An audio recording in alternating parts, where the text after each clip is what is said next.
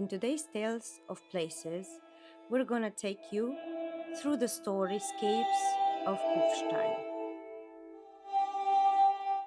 The first story we're gonna tell you about is called The Devil's Pulpit near Kufstein.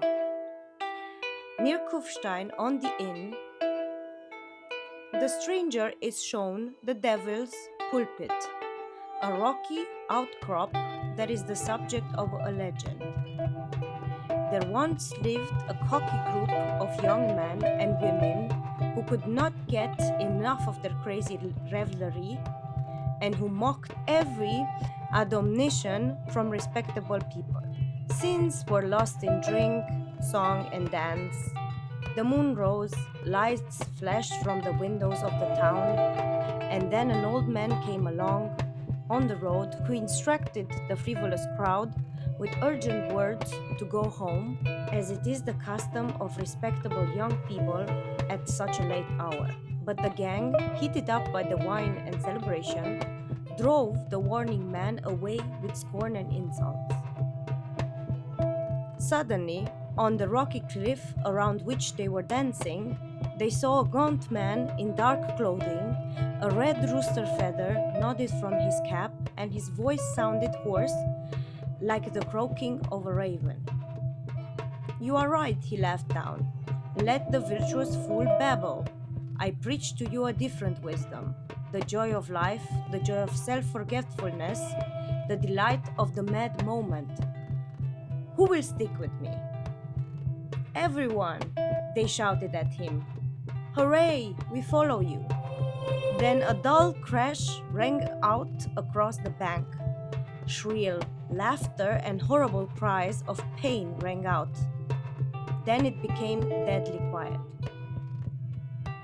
The broad slab of rock had collapsed and had shattered the godless company beneath its rubble. Only a desolate peak still protrudes into the sky, the place from which the evil ones lure his prey resounded.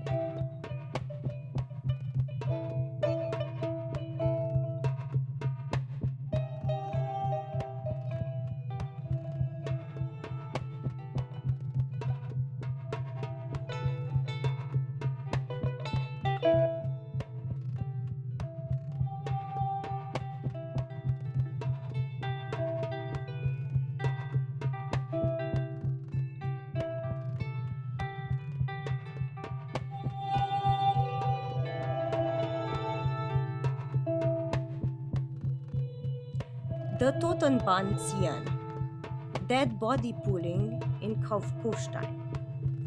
A long time ago, when treasures were still being dug here and there, some people were so overcome by their greed for gold that they resorted to all possible means to find a treasure. And sometimes, as everybody knows, they even called upon the help of the evil one.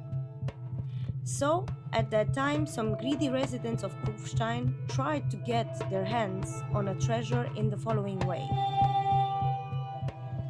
At night, they went out to the cemetery where they put a dead body on a cart, which they had to pull around 3 times between 11 and 12 o'clock.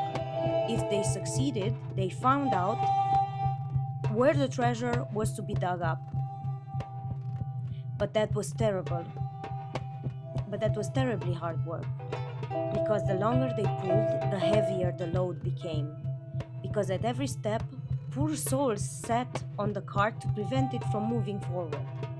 Some men pushed behind them and kept knocking down whatever sat on top. The 3rd time, they could barely get around. The cart was so heavy. And then the clock struck 12 o'clock.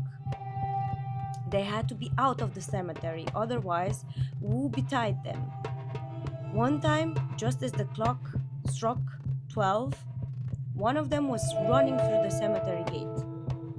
An invisible hand ripped off his coat.